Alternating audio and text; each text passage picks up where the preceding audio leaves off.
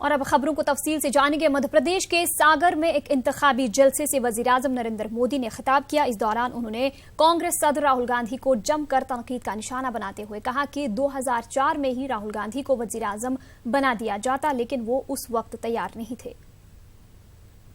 Cricket में जब दिन का खेल पूरा होने का समय, आखिरी ओवर बाकी हो 1-2 और कोई आउट होता है, तो जो आखिरी नंबर का होता है उस खिलाड़ी को लाया जाता है और वो नाइट वॉचमैन का काम करता है। नाइट वॉचमैन भेजते हैं, जो अच्छे खिलाड़ी हैं उनको नहीं भेजते हैं। कांग्रेस को भी 2004 में उन्होंने सोचा नहीं था, अचानक मौका मिल गया। और जब अचानक मौका मिल गया तो राजकुमार की संभालने की स्थिति नहीं थी। खुद परिवार को राजकुमार पे भरोसा नहीं था, कांग्रेस को भरोसा नहीं तैयार था, और इसलिए राजकुमार तैयार होने तक परिवार का वफादार वॉचमैन बिठाने की योजना बनी। और उन्होंने सोचा कि राजकुमार आज सीखेगा, कल सीखेगा, सब इंतजार करते रहे। भरपूर ट्रेनिंग देने की कोशिश भी की गई, लेकिन सब कुछ बेकार हो गया। लेकिन इस कोशिश में देश के 10 साल तबाह हो गए, बर्बाद हो गए। इससे कबल यूपी के भदोही में पीएम मोदी ने अवामी जलसे से खिताब किया। पीएम मोदी ने अपोजिशन को तनकीद का निशाना बनाया। उन्होंने कहा कि महामिलावट का मतलब इंतशार और करप्शन है। साथ ही पीएम मोदी ने कहा कि हिंदुस्तान के हवाले से पूरी दुनिया में अब एक अलग नजरिया बना है।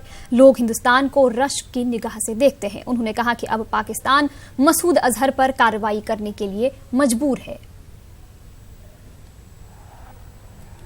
दुनिया भर में भारत का सम्मान हो रहा है।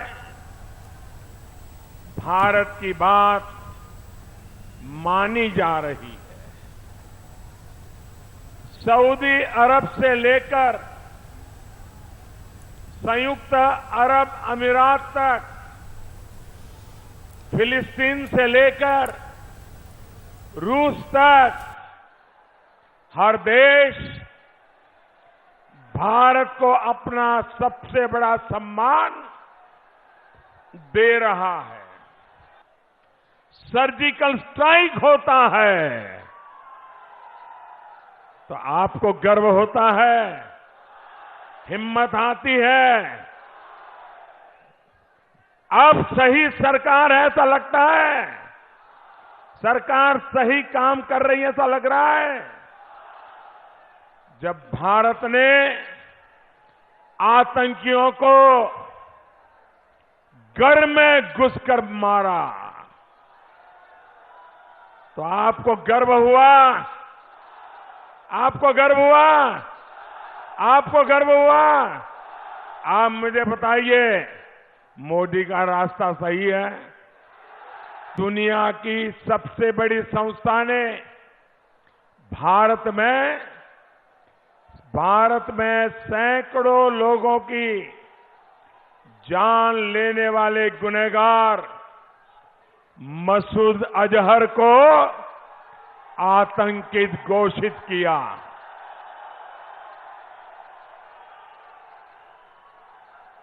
आपको संतोष हुआ? मोदी सही काम कर रहा है। अब पाकिस्तान उसे दावत खिला रहा था, उसका हाल क्या होगा?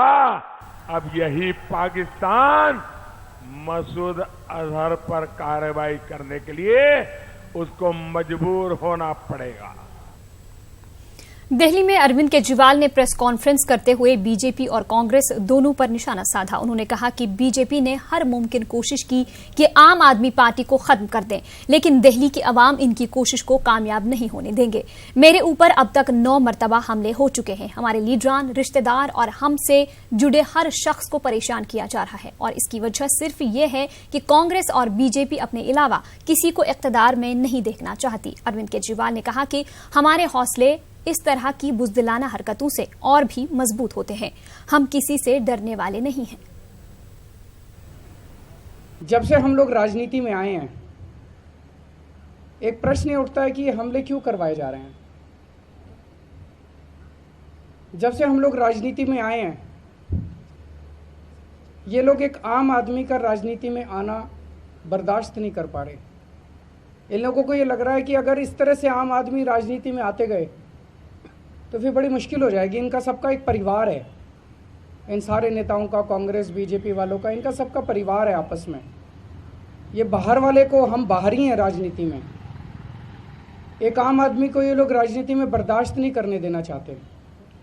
पिछले 4 साल के अंदर इन्होंने पूरी कोशिश की है कि किसी तरह से आम आदमी पार्टी को ख़त्म कर दिया जाए। इन्होंने मेरे ऑफिस पे सीबीआई की रेड कराई, इन्होंने मेरे घर पे, मेरे बेडरूम के अंदर दिल्ली पुलिस की रेड कराई। बताओ मेरा क्या कसूर था। मेरे ऊपर 33 केस कर रखे हैं इन लोगों ने। मनीष सिसोदिया जी को कई घंटों तक सीबीआई ने इंटेरोगेट किया। सतिंदर जैन के घर पे सीबीआई की रेड हुई, सतिंदर जैन के घर पे इनकम टैक्स की रेड हुई, कुछ नहीं मिला अभी तक। हमारे 20 एमएलएज को अरेस्ट किया गया। मेरे रिश्तेदारों को पकड़ रहे हैं। जब मेरे खिलाफ कुछ नहीं मिला, मेरे रिश्तेदारों को पकड़ रहे हैं। इन्होंने हमारी सरकार गिराने की कोशिश की।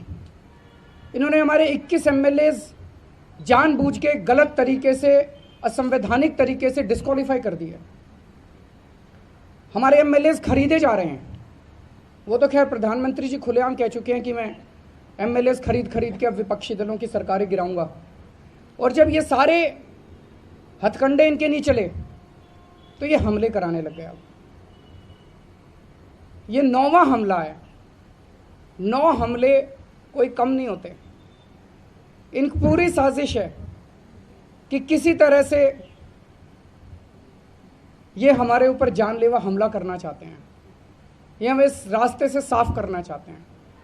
इनका मकसद है कि किसी भी तरह से इनको फिजिकली हटा दो। ये 9 हमले मुझ पे नहीं हुए, ये दिल्ली की जनता के ऊपर हुए हैं। इन्होंने दिल्ली की जनता द्वारा चुने गए मुख्यमंत्री पे हमला किया है। अब इनको ये चैलेंज लग रहा है कि अगर इस तरह से इनके अच्छे काम होते गए तो बाकी राज्यों के अंदर भी इनसे जनता पूछ रही है कि अगर दिल्ली में केजरीवाल कर सकता है तो आप लोग क्यों नहीं कर रहे। अमित शाह ने सोनीपत में अवामी जलसे से खिताब किया। अमित शाह ने कहा कि मुल्क की अवाम नरेंद्र मोदी को वजीर आजम मान चुकी है। अवाम की जबान पर मोदी का नाम ऐसे ही नहीं है। पद की ऐतिहासिक भूमि पर मैं यहाँ आया हूँ और इस ऐतिहासिक नगरी के अंदर आकर मैं अपने आप को गौरवान्वित महसूस करता। मोदी मोदी मोदी मोदी और मित्रों, ये नारा तो मोदी मोदी का सुनाई पड़ता है। वो नारा हमारे एक चुनावी नारा नहीं, मोदी मोदी का नारा इस देश की 125 करोड़ की जनता से निकला हुआ भाई नरेंद्र मोदी के लिए अंतर का आशीर्वाद है। अंतर का आशीर्वाद। इस देश का अगला प्रधानमंत्री नरेंद्र मोदी होंगे, ये देश की जनता ने। राहुल गांधी ने ट्वीट के जरिए वजीर-आजम मोदी के उस इल्जाम का जवाब दिया है जिसमें उन्होंने राहुल के वालिद यानी राजीव गांधी के बदनवान नंबर 1 होने की बात कही थी। अपने जवाब में बाज़ाब्ता मोदी से मुखातिब होते हुए राहुल ने लिखा है कि लड़ाई खत्म हो गई है और आप अपने किए का फल भुगतेंगे। राहुल ने मजीद लिखा कि जो लोग मनफी सोच रखते हैं वो मेरे वालिद के बारे में क्या कहेंगे। साथ ही राहुल ने वजीर-आजम को ढेर सारा प्यार भेजा है।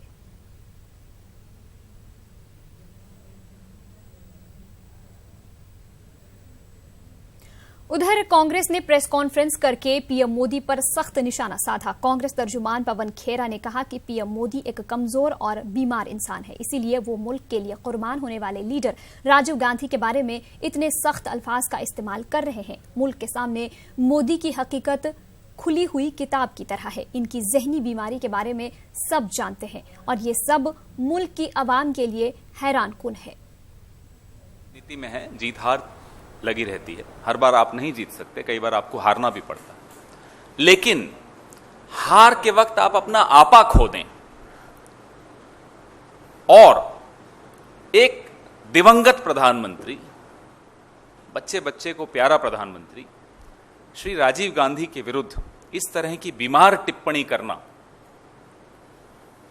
मुझे लगता है आज पूरा देश हतप्रभ है कि 2014 में हमने ऐसे व्यक्ति को प्रधानमंत्री बनाया। आप हेमंत करकरे को गाली दे देते हैं, आप नेहरू जी को गाली देते रहते हैं, आप गोडसे के मंदिर बनाने वालों को सम्मानित करते रहते हैं, आप देश की सेना का अपमान करते रहते हैं, बार बार यह कहकर कि वीडियो गेम खेल रहे थे इससे पहले तो देश की सेना। आप अब देश के प्रधानमंत्री रहे हुए ऐसे व्यक्ति को, जिसने देश पर अपने जान न्यौछावर कर दी, उसको गाली देने पर उतर आए। अरे 100 बार हार मंजूर है, लेकिन इस तरह की भाषा हम न उपयोग में लाते हैं, ना हम सुनना पसंद करते हैं। ये देश सुनना पसंद नहीं करता, इस देश की संस्कृति को यह बर्दाश्त नहीं होती। आज अगर राजीव जी जीवित होते तो 75 वर्ष के होते। हमारे एक पार्टी के इतने वरिष्ठ नेता का अपमान करना। आप राहुल गांधी जी के लिए सुबह से शाम तक अनर्गल उलझुल टिप्पणियां करते रहते हैं। ठीक है, आपकी राजनीति आप जानिए, हम उसका जवाब देना जानते हैं, देंगे। आपको भ्रष्टाचार के आरोप लगाने हैं, लगाइए। उसका उत्तर अटल जी की जब सरकार थी तब हाईकोर्ट ने दे दिया था बोफोर्स पर। आपकी सरकार थी तो सुप्रीम कोर्ट ने दे दिया उसका जवाब। एक दिवंगत व्यक्ति कितनी बार साबित करेगा कि वो ना केवल ईमानदार था, उसने अपनी जान देकर यह भी साबित कर दिया कि देश के लिए वो कुछ भी कर गुजरने को तैयार था।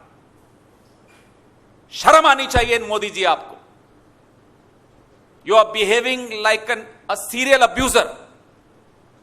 You are behaving like a sick man. You are behaving like a psychopath. ये कोई कांग्रेस पार्टी के नेता का अपमान नहीं है, ये देश के एक लाडले का अपमान है। लोकसभा इंतखाबात के 5वें मरहले की तैयारियां मुकम्मल कर ली गई हैं। इलेक्शन कमीशन ने आजादाना और मुनसिफाना पोलिंग के लिए बेहतर इंतजाम किए हैं। तमाम इंतखाबी अफसर ट्रेनिंग के बाद अपने अपने पोलिंग बूथों पर रवाना हो गए हैं। कुल 7 रियासतों में 51 सीटों पर पोलिंग होगी। उत्तर प्रदेश, मध्य प्रदेश, बिहार, झारखंड, राजस्थान, जम्मू कश्मीर और मगरबी बंगाल में कल वोट डाले जाएंगे।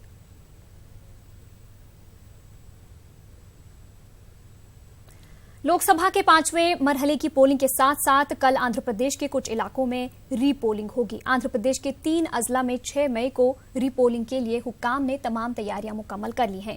इस सिलसिले में आंध्र प्रदेश के चीफ इलेक्टोरल ऑफिसर की मौजूदगी में आला ओहदेदारों का जायजा इजलास मुनाकिद हुआ। इस दौरान इंतखाबी अजला के कलेक्टर्स, एसपीज के साथ वीडियो कॉन्फ्रेंसिंग मुनाकिद की गई। रियासत आंध्र प्रदेश के 3 अजला के 5 पोलिंग मराकज पर दोबारा पोलिंग होने वाली है। सीईओ ने बताया कि सुबह 7 बजे ता शाम 6 बजे तक वोटिंग होगी। सीईओ ने सिक्योरिटी इंतजामात का पुलिस को मशवरा दिया।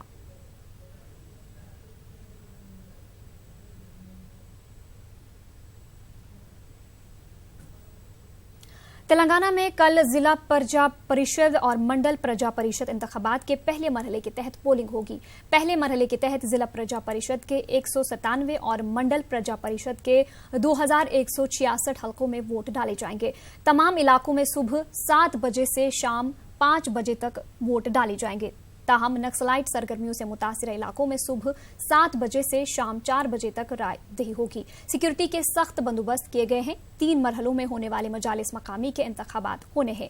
दीगर 2 मरहले 10 और 14 मई को मुकर्रर हैं।